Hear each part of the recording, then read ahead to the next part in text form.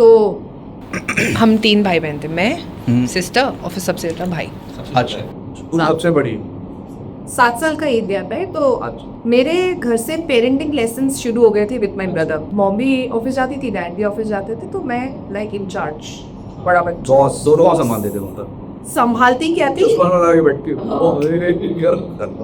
जमींदार टाइप वो सब हमने एक पैर दबाएगा, एक पानी लाएगा, वैसा करते नहीं थे वो, पर मैं कोशिश करती। तो मुझे लगता था बड़ा ऐसा क्वीन, बड़े बच्चे होने के फायदे, छोटे बेचारे, मिडिल वाले बेचारे सेवा करते रह जाते हैं। पैसे ऐसे भी रहते थे अपने पास ना, पॉकेट मनी इधर उधर से मिलती थी।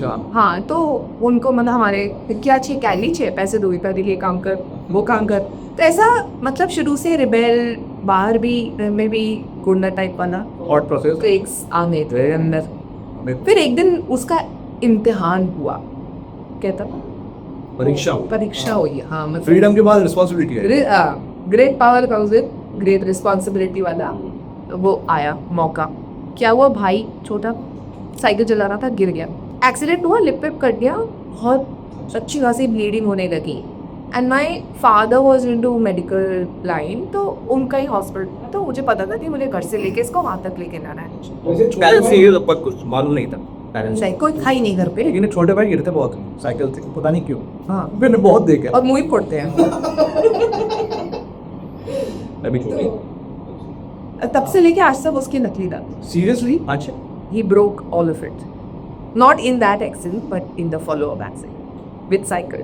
विद साइकिल अगेन आगे हम सब तो लिखवा के लाया। तो ठीक है, अब उस समय तो अंदर का वो जोश आ रहा था ना, मेरा भाई बचाना है मुझे, कैसा धूम वाला। और तुम्हारी एज क्या हुई उसमें?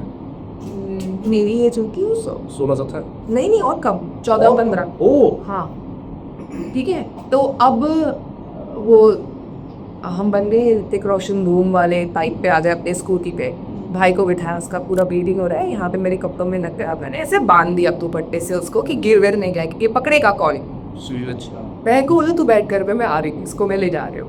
And then I rode the bike और ले गई मैं उसको डैड के पास हॉस्पिटल। अब वहाँ पे बोला गया कि अब इसको तो स्टिचेस आएंगे, बट आप क्लिनिक नहीं रुकेगी। और ये आया तुम अकेले का थी, मतलब कोई पड़ोसी अड़ोसी को कोई नहीं, कोई अकेले, ठीक है।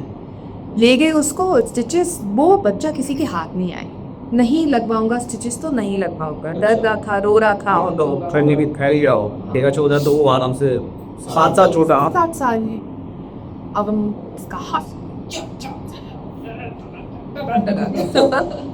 आ गया लाइट पे, स्टिचेस हो गए, सब हो गया, बच्चा out of danger, no problem, nothing to solve. Dad आ गए, डैड थे वहाँ पे, बस वो सब हुआ। मैं जैसे उस रूम से बाहर निकली and I collapsed, I fainted.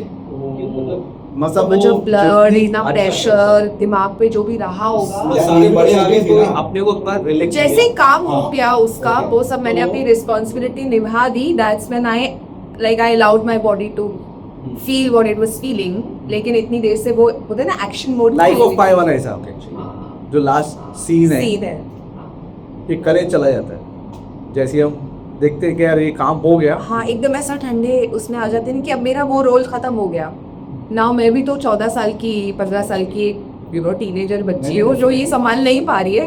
And then I collapsed, and then I remember my dad telling me later, हमने सोचा अब इसको देखे या इसको देखे, अब किसको जरूरत है हमारी, जाए किधर, कौन बच्चा क्राइसिस में है। ऑटो टेकर था ये ना। हाँ वो तो ऑटो टेकर है।